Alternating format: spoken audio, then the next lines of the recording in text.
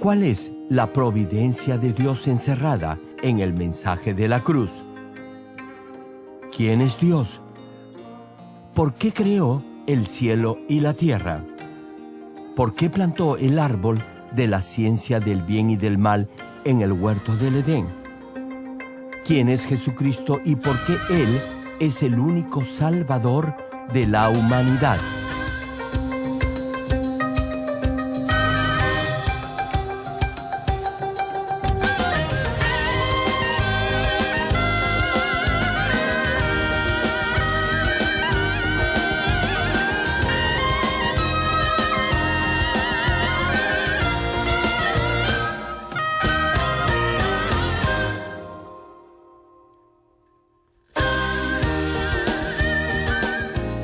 Querido público, es nuestro deseo que a través de estos mensajes del connotado evangelista de renombre internacional, Reverendo Dr. Gerald Lee, usted llegue a conocer el verdadero significado de la providencia de Dios encerrada en el mensaje de la cruz.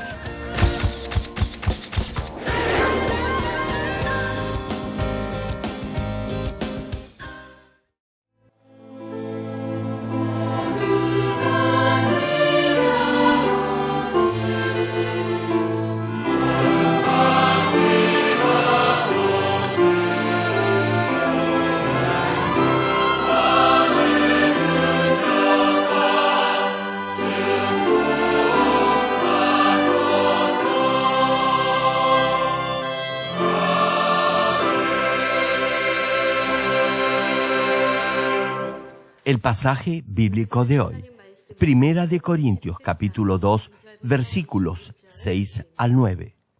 Sin embargo, hablamos sabiduría entre los que han alcanzado madurez, y sabiduría no de este siglo, ni de los príncipes de este siglo que perecen. Mas hablamos sabiduría de Dios en misterio, la sabiduría oculta, la cual Dios predestinó antes de los siglos para nuestra gloria, la que ninguno de los príncipes de este siglo conoció, porque si lo hubieran conocido, nunca habrían crucificado al Señor de gloria. Antes bien, como está escrito, cosas que ojo no vio, ni oído oyó, ni han subido en corazón de hombre, son las que Dios ha preparado para los que le aman.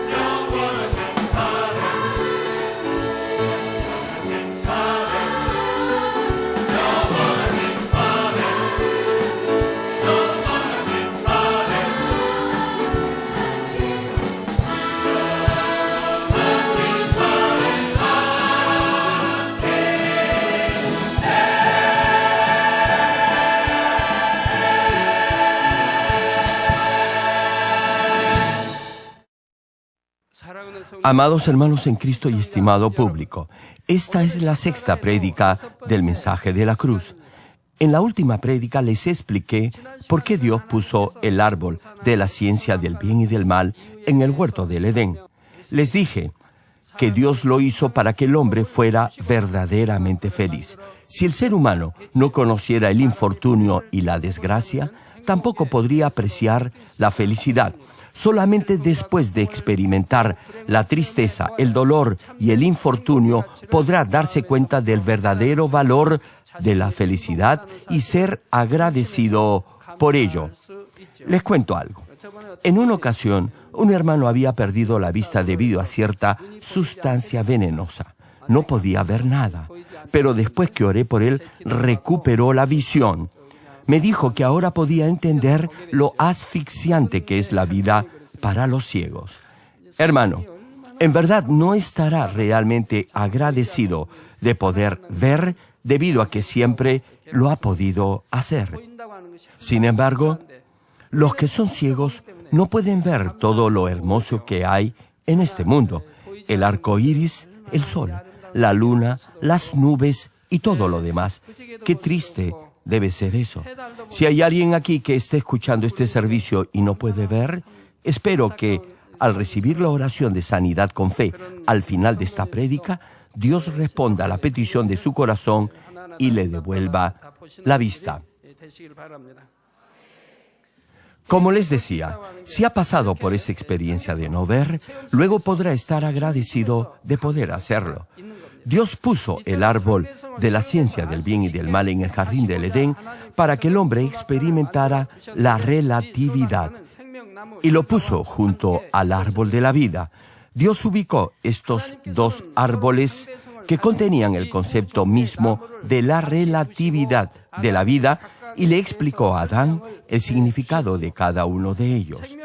El árbol de la vida da vida eterna, pero el árbol de la ciencia del bien y del mal conduce a la muerte. Dios le explicó a Adán lo que era la muerte y el dolor que ella conllevaba y le mandó que no comiera de ese árbol para que no sufriera las consecuencias de ello. No obstante, el obedecer o no el mandamiento de Dios dependía del libre albedrío de Adán para que así pudiera escoger y decidir por su propia voluntad. Sin embargo, como Adán no había conocido el pecado ni la muerte, no pudo interiorizar completamente la palabra de Dios en su corazón, es decir, no la pudo comprender y finalmente fue engañado por Satanás y comió del árbol de la ciencia del bien y del mal. Tal vez algunos se pregunten, ¿cómo pudo pecar Adán si no tenía ni conocía el pecado? ¿O es que Adán ya tenía maldad en su corazón y por eso comió del árbol? Hermanos, Adán comió del fruto del árbol de la ciencia del bien y del mal, no porque ya tuviese maldad dentro de sí, sino porque tenía la libertad y el libre albedrío de aceptar la maldad en su corazón. Y por propia voluntad desobedeció a Dios y comió de ese fruto. Al hacer eso, la maldad entró en su ser y llegó a saber lo que es malo. Es decir, Adán, que solo tenía buenos sentimientos en su corazón, llegó a conocer también lo que era la maldad y lo carnal. Hoy en día, cuando vemos el proceso degenerativo del pecado en el ser humano, podemos entender cómo entró la maldad en Adán. Por ejemplo, un niño que frecuentemente golpea a otros niños no ha tenido esa tendencia negativa desde su nacimiento. Por supuesto, desde el momento en que nace con pecado original, tiene ya una naturaleza pecaminosa. Sin embargo, es necesario que haya cierto proceso voluntario de aceptación para que el golpear a otros se haga un hábito en él. Primero, verá a alguien más golpear a otros e imitará eso. Y al hacerlo y ver que el otro niño comienza a llorar, sentirá que eso es divertido y lo volverá a hacer una y otra vez. Si continúa repitiéndolo, se le volverá un hábito y así se acostumbrará a golpear a otros niños. Sucede lo mismo con los adultos, cuando aprenden a beber licor o a fumar. No conocen el sabor de la bebida ni del cigarrillo cuando lo hacen por primera vez.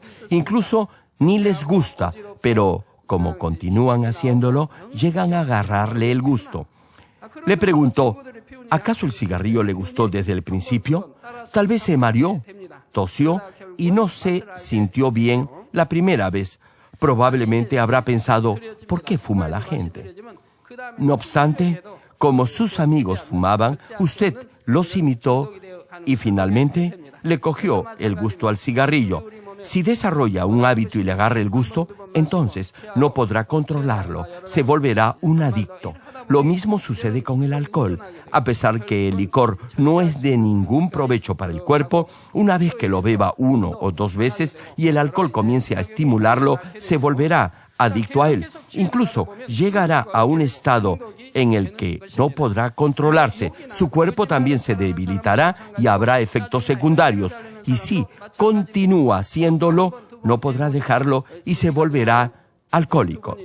Pasa lo mismo con los que hablan malas palabras o con los que se enojan muy rápido. Si dice 1 o 2 groserías, tal vez lo encuentre divertido. Entonces querrá hacerlo una y otra vez y a la larga acabará hablando muchas lisuras. Y aún en este caso, usted no se dará cuenta de ello.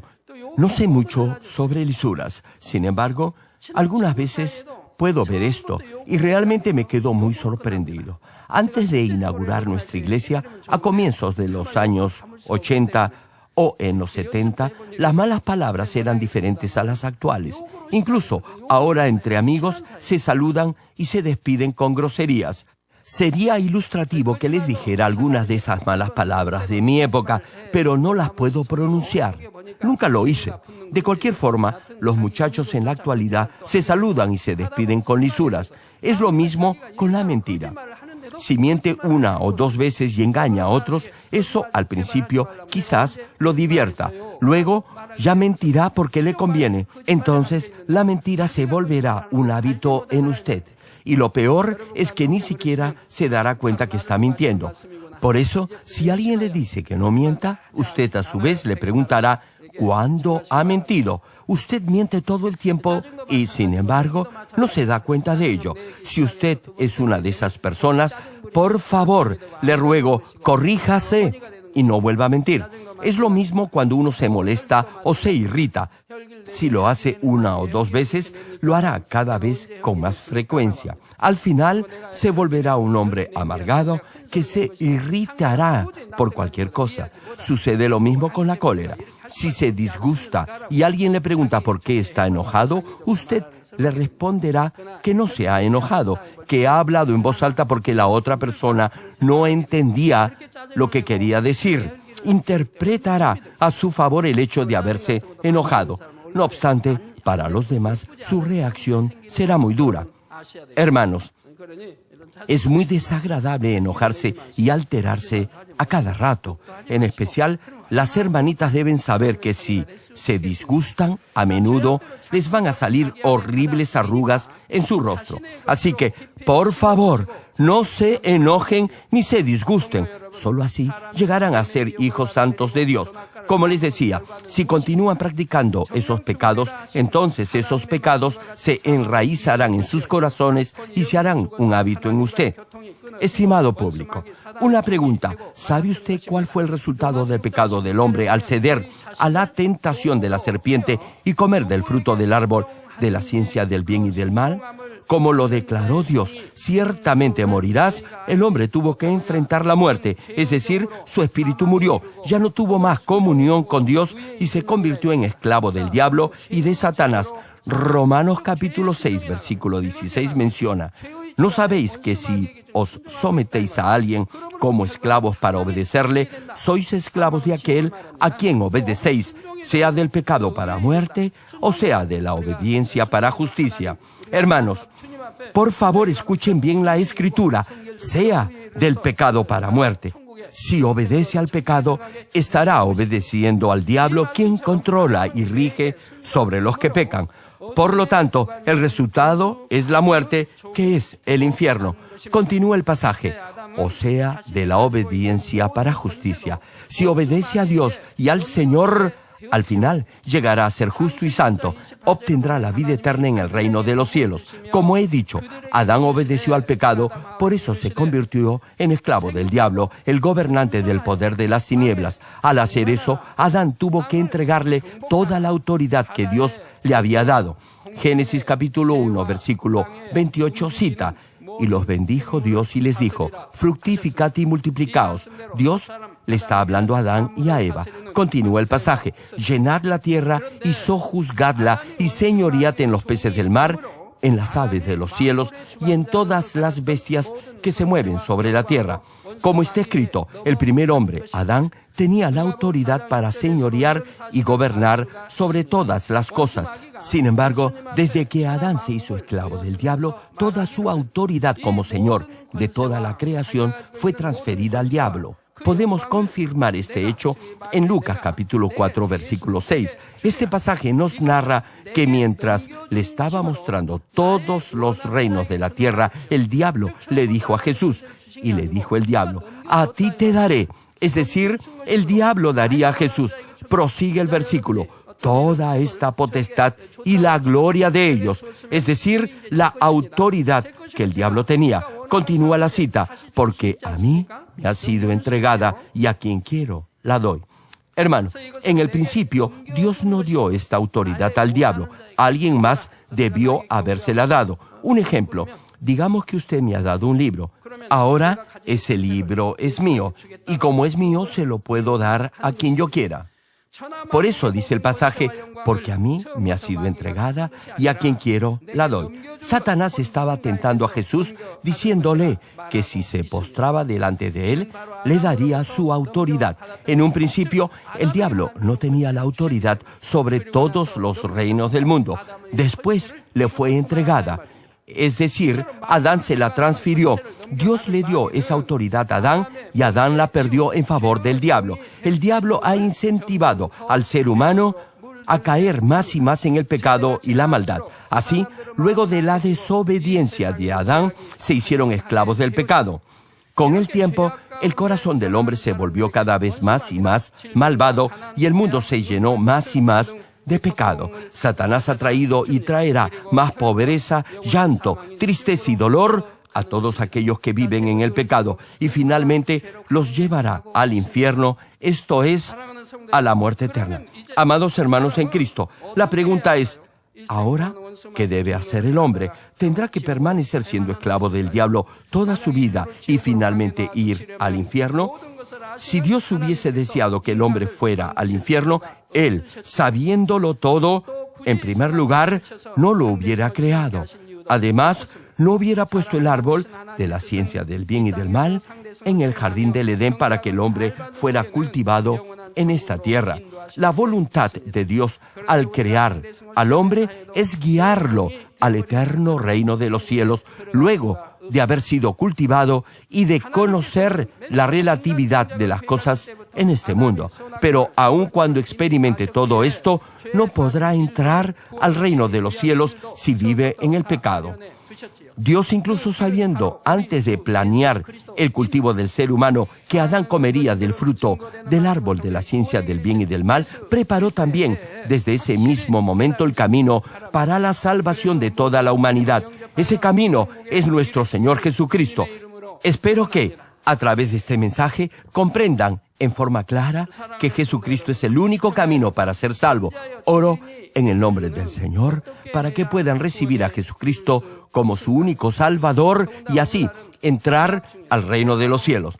Querido público, la pregunta que se deben estar haciendo es, ¿de qué forma alguien que es pecador puede ser salvo?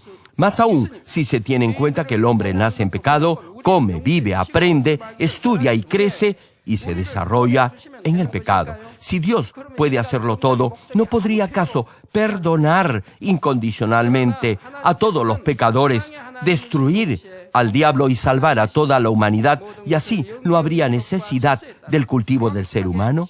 Hermanos, Dios es un Dios de amor, pero al mismo tiempo es un Dios de justicia. Hace todas las cosas de acuerdo a leyes y principios. Por ello, perdonar a los pecadores y salvarlos debe ser hecho correctamente de acuerdo a su justicia. Para salvar a la humanidad conforme a esta justicia, Jesús tenía que morir en la cruz.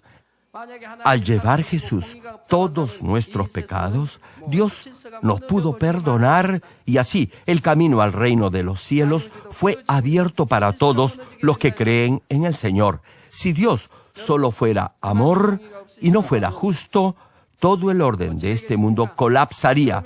No habría libre albedrío. Le pregunto, ¿qué sucedería si Dios no fuera justo? Yo tan solo tendría que ponerlos en fila y orar para que Dios los bendijera. Simplemente tendría que orar para que Dios los prosperara con más de 1,000, 5,000 o incluso $10,000 de diezmo. Entonces, Dios los bendeciría automáticamente. Sin embargo, ¿sería eso justo? Si estuvieran enfermos, oraría por cada uno de ustedes para que Dios los sanara. Y si todos sanaran, le pregunto, ¿sería eso amor? ¿Sería eso justo? Dios es soberano y bendice si uno está preparado para recibir esas bendiciones. Lo sana si ha dejado el pecado y si tiene la suficiente fe para recibir esa sanidad. Entonces podré orar por usted y Dios obrará de acuerdo a su nivel de fe. Esa es la justicia de Dios. Este es también el cultivo del ser humano. Si solo por desearlo fueran bendecidos y si sanaran simplemente por una oración, es decir, si Dios no aplicara ningún criterio de justicia, entonces todo el mundo vendría a esta iglesia. Se oraría por todos y todos serían bendecidos. Y si todos fueran al cielo de esa manera, no tendría sentido ni razón que Dios cultivara al ser humano. Tampoco habría necesidad de tener fe ni de esforzarse por desechar la maldad ni por santificarse. Pero, tal como está escrito, la paga del pecado es la muerte. Jesús tuvo que sufrir el castigo de la muerte al pagar en la cruz por el pecado de todos los pecadores. Si creen en este hecho y aceptan a Jesús como su Salvador, serán justificados por fe. Podrán escapar al castigo de la muerte eterna al recibir perdón por medio de la sangre de Jesús y saldrán de la opresión del diablo porque serán hijos de Dios.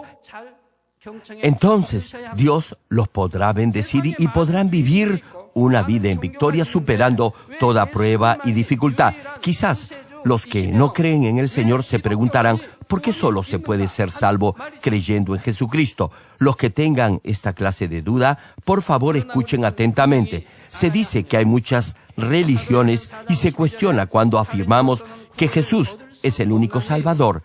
También se duda cuando aseveramos que solo se puede alcanzar la salvación por medio del cristianismo. Sin embargo, Hechos capítulo 4, versículo 12, claramente señala lo siguiente: y en ningún otro hay salvación, porque no hay otro nombre bajo el cielo dado a los hombres en que podamos ser salvos.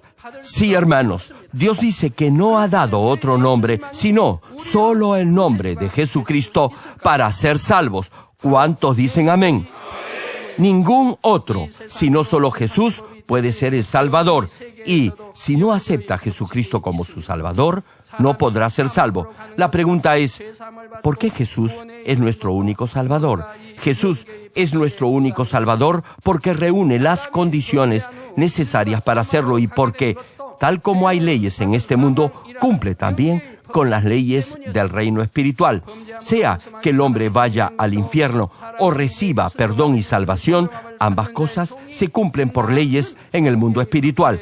Hay una ley en el reino espiritual que determina que la paga del pecado es la muerte. Por esa razón, luego del pecado de Adán, todo ser humano estaba destinado a morir.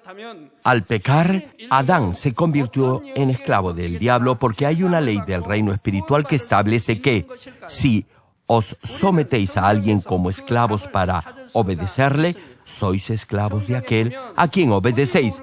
De la misma forma, liberar al hombre del castigo de la muerte eterna y darle salvación también debía de efectuarse de acuerdo a la ley del mundo espiritual. La pregunta es, ¿cómo puede el ser humano, que es pecador, recibir perdón y salvación? Podemos encontrar la respuesta en la Biblia, en la ley de la redención de la tierra. Levítico capítulo 25, versículo 23 al 25, menciona: la tierra no se venderá a perpetuidad, porque la tierra mía es decir, es de Dios. Prosigue la cita: pues vosotros, forasteros y extranjeros, sois para conmigo. Nuestro verdadero hogar está en el reino de los cielos, donde mora nuestro Padre. Somos extranjeros y forasteros en este mundo. Continúa el pasaje: por tanto, en toda la tierra de vuestra posesión otorgaréis rescate a la tierra. Cuando tu hermano empobreciere y vendiere algo de su posesión, entonces el pariente más próximo vendrá y rescatará lo que su hermano hubiese vendido. Hermano, esta es una ley relativa a la compra y venta de la tierra en Israel. No solo se aplica, de hecho, a la tierra física, sino también al hombre que fue hecho del polvo de la tierra. Dios dividió la tierra de Canaán entre el pueblo de Israel conforme a sus tribus y familias. Sin embargo, en un principio, la tierra le pertenecía a Dios, por lo que el pueblo no podía vender a perpetuidad la tierra que había recibido. Y si, debido a su pobreza, debían vender la propiedad, un pariente cercano podía pagar el precio de la tierra y redimirla, es decir, podía volverla a adquirir. Normalmente, una vez que se vende una propiedad, todos los derechos se transfieren al nuevo dueño. Es algo raro ver que el comprador devuelva la propiedad adquirida, incluso si le ofrecen alguna compensación. Ahora bien, si no desea venderla, no se podrá hacer nada al respecto. Si el propietario no desea venderla ni siquiera al doble del precio, no podrá obligarlo. No obstante ello, la ley en Israel establece que aun si el nuevo comprador del terreno no desea volver a venderlo, pero aparece un pariente cercano al propietario original y pague el precio de la propiedad, entonces deberá devolver el terreno. Esta ley de la redención de la tierra muestra la manera como el ser humano pecador puede ser redimido, es decir, cómo puede ser salvo. Y es porque esta ley está directamente relacionada con el hombre quien fue hecho del polvo de la tierra. Génesis capítulo 3, versículo 19 menciona: con el sudor de tu rostro. Es Dios hablándole a Adán. Prosigue la cita: comerás el pan hasta que vuelvas a la tierra, porque de ella fuiste tomado, pues polvo eres y al polvo volverás. Y Génesis capítulo 3, versículo 23 añade: y lo sacó Jehová del huerto del Edén para que labrase la tierra de que fue tomado. También en Mateo capítulo 13 y Lucas capítulo 8, Jesús nos habla del corazón del hombre comparándolo con un campo de cultivo, es decir, con la tierra. Dios expulsó al hombre del huerto del Edén y lo desterró a esta tierra. Como fue creado del polvo de la tierra, Dios lo envió para cultivar esta tierra de la cual fue formado. Sin embargo, hay muchos, incluso teólogos, que malinterpretan este pasaje y piensan que el jardín del Edén está ubicado en alguna parte del Oriente Medio, y aún ahora lo están buscando en el desierto. Bueno, retomando el tema, estas dos leyes tienen relación directa la una con la otra, es decir, la ley que establece la paga del pecado para el hombre, quien fue creado del polvo de la tierra, y la ley de la redención de la tierra. Exactamente como la tierra en Israel le pertenece a Dios, también toda la autoridad de Adán le pertenecía a Dios. Por eso no podía ser vendida a perpetuidad. Adán, quien fue creado por Dios, y todos los descendientes nacidos de Adán y Eva, todos le pertenecen a Dios debido a que la semilla de vida ha sido dada por Dios. Por eso no pueden ser vendidos a perpetuidad. Si hay alguien quien reúne las condiciones necesarias para redimirlos, entonces lo podrá hacer. Este es el principio que se estableció cuando Adán pecó y fue entregado en las manos del diablo. En 1984, Dios me reveló este mensaje de la cruz. Ahora bien, a pesar que Adán pecó y pasó a ser esclavo del diablo y le entregó toda su autoridad, si se presentaba alguien calificado para redimir la tierra de acuerdo a la ley, el diablo tendría que devolver esa autoridad. Como el diablo sabía esto, siempre estuvo pendiente, observando quién podía ser el Salvador. Por eso, si alguien hacía milagros y señales, intentaba matarlo, creyendo que podía ser aquel que podía redimir la tierra, es decir, el Salvador. Cuando nació el Señor y fue reconocido por los magos del Oriente, el diablo instigó al rey Herodes para matar a todos los niños menores de 2 años. Como el diablo sabía que en algún momento vendría el Redentor, permanentemente trató de matar a aquellos que manifestaban el poder de Dios. Fue lo mismo hace 2000 años y aún lo es hoy en día. Naturalmente, el Salvador ya vino. Sin embargo, para impedir que las almas sean salvas, el diablo siempre procura matar a los siervos de Dios. Como les decía, era necesario que alguien calificado pudiera redimir la vida de Adán, quien, por su pecado, había caído de la gracia de Dios. Esa persona sería el Salvador de la humanidad. Dios, quien planeó el cultivo del ser humano para formar a sus verdaderos hijos, creó un plan para que el Salvador redimiera también a Adán. Puesto que sabía que Adán comería del árbol de la ciencia del bien y del mal y que debía haber un Salvador, Dios preparó y calificó a esa persona. ¿Qué tal si ahora vemos quién puede estar calificado para ser el Salvador? Tal vez pueda ser usted. El Salvador es nuestro Señor Jesucristo. No es usted ni tampoco yo. Jesús es el único calificado para salvar a la humanidad de acuerdo a la ley de la redención de la tierra. Él es el único desde la creación. ¿Cuántos lo creen? Ahora bien, tal vez se pregunte, ¿cuáles son estas condiciones del Salvador de acuerdo a la ley de la redención de la tierra? Son 4 condiciones y vamos a verlas una por una. La primera condición del Salvador es que debe ser un hombre, es decir, un ser humano. Tal vez pueda decir que usted también cumple con esta condición porque también es un ser humano. Sí, tiene razón. El Salvador debe ser un hombre. Usted es un ser humano, no un perro, ni un caballo, ni ningún otro animal, por lo cual reúne esta primera condición de las 4 para ser el Salvador.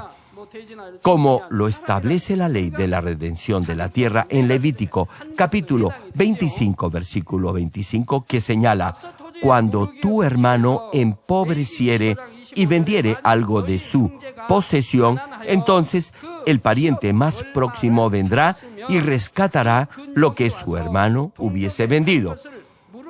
El que puede redimir la tierra vendida debe ser el pariente más próximo. De la misma manera, para redimir al hombre que debido a su pecado ha sido vendido al diablo y a Satanás, el Redentor debía ser pariente de Adán. Ser pariente de Adán se refiere a un ser que tenga espíritu, alma y cuerpo, tal como lo tenía Adán. Por eso, 1 de Corintios capítulo 15, versículo 21 y 22 señala, porque por cuanto la muerte entró por un hombre, también por un hombre la resurrección de los muertos, porque así como en Adán todos mueren, también en Cristo todos serán vivificados. Hermanos, como la muerte entró por un hombre, es decir, por Adán, la resurrección de los muertos también debe llegar a través de un hombre, lo cual quiere decir que el Salvador debe ser un hombre. Por eso, una de las condiciones del Salvador es que debía ser un hombre. Es decir, para pagar el precio del pecado del ser humano, el Redentor debía ser un hombre. Por eso Jesús, nuestro único Salvador, tuvo que venir a este mundo como un ser humano. Sin embargo, Él es el Hijo de Dios y proviene de Dios Padre, el Creador, y tiene el poder, la autoridad y la gloria de la deidad. La pregunta es, ¿cómo pudo Jesús nacer como hombre? La primera parte de Juan capítulo 1, versículo 14, nos dice de Jesús, y aquel verbo fue hecho carne y habitó entre nosotros. Y la segunda parte de Juan capítulo 1, versículo 1, cita, y el verbo era Dios. Sí, hermano, el verbo se hizo carne y vivió entre nosotros, y ese verbo es Dios. Quiere decir que Dios, quien es el verbo, adoptó un cuerpo físico de carne y hueso y vino a este mundo. Como el Salvador debía ser un hombre, nuestro Señor tuvo espíritu, alma y cuerpo. Por esa razón, al morir en la cruz, oró diciéndole al Padre, encomiendo a ti mi espíritu. Sí, hermano, Jesús tenía espíritu, alma y cuerpo exactamente como nosotros.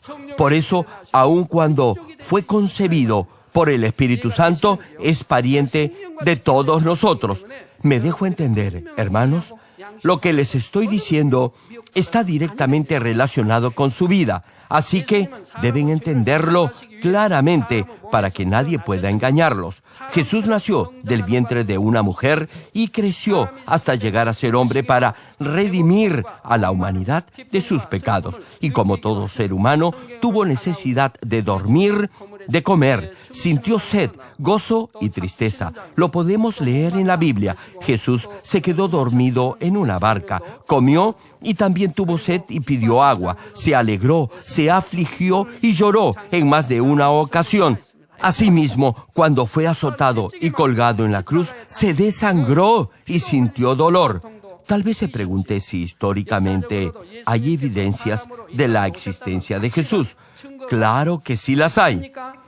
Y ustedes la tienen en sus hogares, en sus dormitorios. Son sus calendarios o almanaques. Y es la historia de la humanidad que, tomando como punto de partida el nacimiento de Jesús, se divide en dos etapas. Hoy en día, la historia se divide con las siglas AC y DC. AC significa antes de Cristo, es decir, antes que Jesús naciera. Y DC significa después de Cristo y se refiere al tiempo después del nacimiento de Jesús. Cuando decimos que estamos en el año 2013, 2014 o 2020 después de Cristo, queremos decir que hace 2000 y tantos años Jesús nació y vino a este mundo como hombre. El Salvador Jesucristo, en quien creemos, quien es el Verbo, vino a esta tierra en carne y vivió entre nosotros. La historia confirma este hecho. Incluso los no creyentes tienen calendarios. El año 2013, 2014 o cualquier otro año significa que han pasado 2000 y tantos años desde que Jesús vino a esta tierra. ¿Cuántos lo creen? Pues no hay nada que creer. Esto es un hecho histórico. Para creer esto, no hay que tener fe. Tan solo viendo esa inmensa evidencia en la historia que es el nacimiento de Jesús, podemos concluir con toda seguridad que Jesús vino a este mundo como hombre. Jesús es el Hijo de Dios, pero como vino a esta tierra como hombre, cumple con la primera condición del Salvador. El segundo requisito del Salvador es que no debe ser descendiente de Adán. Todos los descendientes de Adán son pecadores. Siendo uno mismo un pecador, no puede pagar por el pecado de otros. Por ejemplo, supongamos que hay dos hermanos. El menor debe una gran suma de dinero y debe ir a prisión. Pero si el hermano mayor paga la deuda, el menor no tendría que ir a la cárcel. Sin embargo, si el hermano mayor tuviera también una gran deuda que pagar y tuviera igualmente que ir a prisión de no hacerlo, no podría pagar la deuda del hermano menor. No importa lo mucho que desee pagar la suma que adeuda su hermano menor, no podría hacerlo. Hermano, a pesar que alguien desee redimir la tierra vendida por su pariente, si también es pobre y ha vendido igualmente su tierra, no estará en condiciones de redimir la tierra del otro. De la misma manera, el Salvador, quien puede redimir al ser humano de sus pecados, debe ser un hombre, pero al mismo tiempo no debe ser pecador. Ahora bien, como Adán pecó y todos sus descendientes han heredado ese pecado original, ningún ser humano que descienda de Adán podría ser el Salvador que redima a otros de sus pecados. Por eso, el Salvador, aun cuando debe ser un hombre, no debe ser descendiente de Adán, porque todos los descendientes de Adán son pecadores. Digan amén si estoy siendo claro. Así que, como los descendientes de Adán son todos pecadores porque nacen con el pecado original, ellos mismos están destinados a la muerte. Por tanto, no pueden redimir a otros de sus pecados. Todos los seres humanos son descendientes de Adán y, en consecuencia, son pecadores. No importa de qué raza sean o de qué país provengan. Si van a sus ancestros, encontrarán que finalmente solo hay un último ancestro, y este es Adán. Por eso, entre los seres humanos no hay alguien quien cumpla con esta segunda condición para ser el Salvador. Solo Jesús, quien vino a este mundo como hombre, no es descendiente de Adán a pesar de ser hombre. Por eso cumple la segunda condición del Salvador. En este punto hay algo que deben comprender claramente. Le pregunto, ¿es la Virgen María descendiente de Adán o no? Sí, sí lo es. El Salvador no debía ser descendiente de Adán. No obstante, ella sí lo es. Ahora bien, si alguien proviene de la línea de sangre de Adán, esa persona no puede ser el Salvador. Lo que estoy diciendo es que si Jesús hubiese recibido la semilla de vida del óvulo de la Virgen María, no podía ser el Salvador. En consecuencia, como el Salvador debía ser un hombre y, sin embargo, no debía ser descendiente de Adán, Dios hizo que el Salvador no recibiera la semilla de vida de un ser humano. Es decir, no recibiera los genes del espermatozoide de un hombre ni del óvulo de una mujer. Hizo que el Salvador fuera concebido por el Espíritu Santo. Por eso, Jesús no desciende de Adán. Entonces, si el Verbo vino a esta tierra y tomó forma humana, le pregunto, ¿sería acaso posible que tuviera una madre terrenal? Dios es el Alfa y la Omega y no tiene principio ni fin. Entonces, ¿acaso puede tener madre? Claro que no. La Virgen María también es un ser humano. Nació por la unión de genes humanos, la semilla de vida del hombre. Si fuera la madre de Jesús, tampoco nuestro Señor podría ser el Salvador, porque eso significaría que Jesús también es descendiente de Adán. Como habría recibido sangre de Adán, no podría ser el Salvador. Espero que todos puedan entender esto. Repito, para llegar a ser el Salvador no debía descender de Adán. No podía entonces recibir sangre de vida de Adán o de un espermatozoide o un óvulo de un descendiente de Adán. Por lo tanto, la Virgen María no es la madre del Señor Jesucristo. Ahora bien, ¿por qué decimos que todos los descendientes de Adán son pecadores? ¿Y por qué Jesús, a pesar de ser hombre, no es descendiente de Adán? Sobre esto predicaré en el siguiente culto. Termino el mensaje.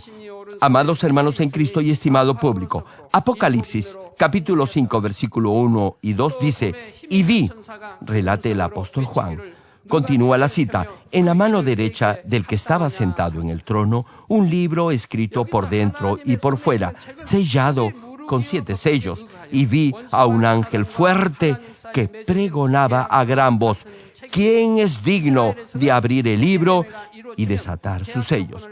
Hermanos, en este pasaje, el rollo en la mano de Dios es un libro que es como un contrato hecho por Dios de acuerdo a la ley de la redención de la tierra. En Israel, luego que la tierra es vendida, se suscribe un contrato y lo sellan luego de poner los sellos tanto del comprador como del vendedor. Uno de los contratos es guardado en el depósito del templo, y si un pariente viene y redime la tierra, se saca el contrato, se rompe el sello y se destruye el contrato. De igual forma, para redimir a la humanidad que fue vendida debido a sus pecados y poder romper el sello del contrato, debía haber alguien calificado para hacerlo y que sea pariente cercano de Adán. Los versículos subsiguientes 3 y 4 citan, y ninguno, ni en el cielo, ni en la tierra, ni debajo de la tierra podía abrir el libro, ni aún mirarlo. Y lloraba yo mucho porque no se había hallado a ninguno digno de abrir el libro, ni de leerlo, ni de mirarlo. Hermano, ¿quién es el que habla? Es Juan, uno de los 12 discípulos de Jesús, quien escribió el libro de Apocalipsis. Lloraba mucho, dice el apóstol. En ese momento, uno de los ancianos en el reino de los cielos consoló a Juan diciéndole: no llores, he aquí que el león de la tribu de Judá, la raíz de David, ha vencido para abrir el libro y desatar sus 7 sellos. Hermano, la raíz de David, el león de la tribu de Judá, se refiere al Señor Jesucristo. Está diciendo que el Señor Jesús, de acuerdo a la ley de la redención de la tierra, puede redimir a la humanidad de sus pecados. Espero que, a través del mensaje de hoy y de los sucesivos, comprendan que solo Jesucristo es el único Salvador del ser humano. No solo deben decir que creen en el Señor, sino deben entender y saber realmente por qué solo Jesús es el único calificado para ser el Salvador. Entonces tendrán fe espiritual, y al comprender claramente por qué la salvación solo se halla en el cristianismo y por medio de Jesús, podrán vivir una vida cristiana en victoria, confiando plenamente en el poder del Señor. Oro en el nombre del Señor para que al tener este encuentro personal con el Señor Jesucristo, nuestro único Salvador, y creyendo firmemente en Él de corazón, puedan llegar al eterno reino de los cielos como hijos salvos de Dios. Aleluya, Dios Todopoderoso de amor, pon tu mano sobre todos los hermanos y hermanas y sobre todos los miembros de nuestras iglesias en el mundo entero que están recibiendo con fe esta oración que trasciende el tiempo y el espacio a través del satélite, la televisión, el internet, o que le están escuchando por radio o por cintas de audio en todo el mundo. Pon fe en sus corazones para que puedan creer en ti y se despojen de todo pensamiento negativo y toda duda. Líbralos de toda prueba y aflicción. Quema con el fuego del Espíritu Santo de la cabeza a los pies toda parte enferma, incluyendo toda célula, tejido y nervio, todo órgano interno e intestinos. Que la luz de tu Espíritu venga sobre ellos. En el nombre de Jesucristo, ordeno al diablo y a Satanás, a todo tipo de enfermedad, germen y dolencia, fuera. Quema con el fuego del Espíritu Santo toda enfermedad incurable y toda dolencia crónica. Que toda enfermedad contagiosa, resfriado y fiebre desaparezca. Protégelos de cualquier tipo de microbio, virus y bacteria. Sánalos de todo tipo de cáncer, incluyendo cáncer al estómago, al pulmón, al hígado, cáncer de mama, cáncer al útero, al intestino y toda otra enfermedad como el SIDA, leucemia, apoplejía cerebral, presión arterial alta y baja, enfermedades cardiovasculares y pulmonares, diabetes, enfermedades propias de la mujer, enfermedad a la tiroides y toda clase de inflamación. Quema con el fuego del Espíritu Santo toda polio, derrame cerebral, artritis y hernia. Que todo tipo de dolor de espalda, de cabeza y toda clase de neuralgia desaparezca. Líbralos de toda epilepsia, autismo, depresión, neurosis y enfermedades mentales y de toda clase de parálisis. Que los cojos y tullidos se levanten y caminen. Restaura la vista y el oído. Que los ciegos abran sus ojos, los sordos vuelvan a oír y que los mudos empiecen a hablar. Líbralos de todo tipo de accidente. Restaura los huesos rotos. Sana toda quemadura. Líbralos de toda adicción a las drogas. Regenera los nervios, tejidos y células muertas. Revive a los muertos. Bendice a los que no pueden tener hijos. En el nombre del Señor Jesucristo, ordeno al diablo y a Satanás, al príncipe de la potestad del aire y a toda fuerza del mal, fuera. Todo espíritu maligno, inmundo, de engaño, espíritu de mentira, espíritu de división, de tentación y todo otro espíritu de iniquidad, fuera. Ato a toda fuerza de la oscuridad y de maldad, y que la luz de tu Espíritu descienda sobre ellos. Padre, fortalécelos para clamar en oración y dales poder para desechar todo pecado y llegar a la santidad, que tengan salud, que sus almas prosperen y que sus familias sean evangelizadas y vengan al Señor. Protégelos de todo tipo de accidente y bendícelos para que tengan una vida de éxito y prosperen todo. Guarda y protege a todos tus hijos y sus hogares, centros de trabajo y negocios con el muro de fuego del Espíritu Santo, con tus huestes celestiales y tus ángeles y con tus ojos que son como llamas de fuego. Da a los estudiantes sabiduría y perseverancia y pon en sus corazones el anhelo de estudiar y progresar. Guarda sus corazones y pensamientos de todo lo mundano y siembra en ellos un ferviente amor por el Señor. Dios, bendice a tus hijos y que todo lo que hagan sea para gloria tuya. Gracias, Padre, por haber escuchado nuestra oración. Toda la gloria sea para ti. He orado en el nombre de nuestro Señor Jesucristo. 아멘.